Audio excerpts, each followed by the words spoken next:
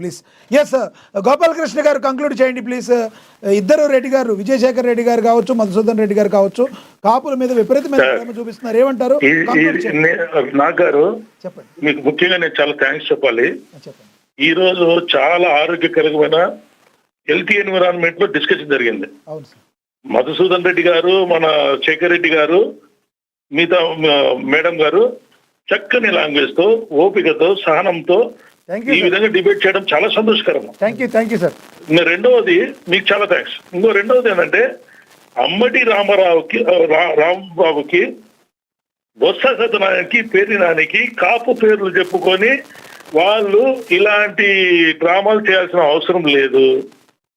వాళ్ళు ఉన్న 5 ఏళ్లలో కాపులకు ఏం చేస్తారో ఒకవారు చెప్పమని చెప్పండి. కాపులను దూరం చేసుకుంటే ఏం జరుగుతుందో 2019లో టీడీపీకి తెలిసి వచ్చింది. ఈ రోజు కలిసి ఉన్నారు అన్నదమ్ముల్లాగా. ఎవరు సీఎం అవుతారని కాదు సార్. ఒకటి చెప్తున్నా, బాగా గుర్తుపెట్టుకోండి. నాగ్ గారు చెప్పండి. చంద్రబాబు నాయుడుని సుధా ఆయన సీఎం కాలేదు, చంద్రబాబు నాయుడిని సీఎం చేశారు. రెండోది, పవన్ కళ్యాణ్ గారు ఈ రాష్ట్రానికి ఒక అనుభవజ్ఞుడు కావాలి, ఈ రాష్ట్రం డెవలప్మెంట్ బాగా జరిగి అందరికీ ఉద్యోగాలు వచ్చి ఈ దేశంలో నెంబర్ 1 ఉండాలంటే ఒక అనుభవం ఉన్న వ్యక్తి కావాలి అని చంద్రబాబు నాయుడు సీఎం చేశారు. రేపు లోకేష్ సీఎం అవుతారంటే కాపులు ఎట్లా ఒప్పుకుంటారండి? ఒప్పుకోరు. ఇంకా కావాలంటే 5 ఏళ్ళు చంద్రబాబు నాయుడు కంటిన్యూ చేయమని చెప్పండి. 10 ఏళ్ళు బతికినంతకాలం ఉండమని చెప్పండి. చంద్రబాబు నాయుడు గారి ఆధ్వర్యంలో పవన్ కళ్యాణ్ గారు చేస్తే యాక్సెప్ట్ చేస్తారు, కానీ మీరు లోకేష్ గారు చేస్తే యాక్సెప్ట్ చేయరని మీరు చెప్తారు, అంతే కదా? లోకేష్ గారు సీఎం ఎట్లా అవుతారండి? వాళ్ళ పార్టీ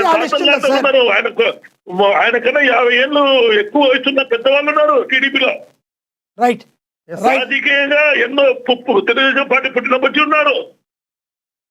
మీరు అయినా కానీ పవన్ కళ్యాణ్ పుణ్యమా అని చెప్పి చంద్రబాబు టీడీపీ అధికారంలోకి వచ్చింది కూటమి రూపంలో. సార్ ఒకళ్ళే హెల్ప్ ఒకళ్ళు చేసుకున్నారు కదా, టీడీపీ వల్ల కూడా 21 సీట్లు వచ్చినాయి పవన్ కళ్యాణ్ గారు. నాకు ఒక విషయం చెప్తానండి. చెప్పండి. పవన్ కళ్యాణ్ గారు ధర్మంగా ఆలోచించి తక్కువ సీట్లతో సర్దుకుపోయి చంద్రబాబు నాయుడు లాంటి వ్యక్తి, ఆయనను చంద్రబాబు అనే పేరు చూడలే, చంద్రబాబులో ఉండే క్వాలిటీని, చంద్రబాబు నాయుడులో ఉన్న ఎక్స్పీరియన్స్ చూశాడు ఆయన. ఈ ప్రజలను చూశాడు, ఈ ప్రజలకు ఏమి కావాలి ఇప్పుడు ఆయన ఆలోచన చేసి కాంప్రమైజ్ అయ్యాడు. రేపు ఆయన అనుభవికుడిని పక్కన పెట్టి ఏమి చూడు, ఒకటి చెప్తున్నాను సార్. మీరు ఎవరైనా మనం అనుకోండి, టీడీపీ కానీ వైసీపీ వాళ్ళు ఏమైనా అనుకోండి, ఒకటి చెప్తున్నాను, ఈ ఆంధ్రప్రదేశ్ రాష్ట్రంలో ఒంటి చేత్తో మొత్తం రాష్ట్రాన్ని ఊపగల శక్తులలో ఇద్దరు ఉన్నారు. ఒకరు పవన్ కళ్యాణ్, ఒకరు జగన్మోహన్ రెడ్డి.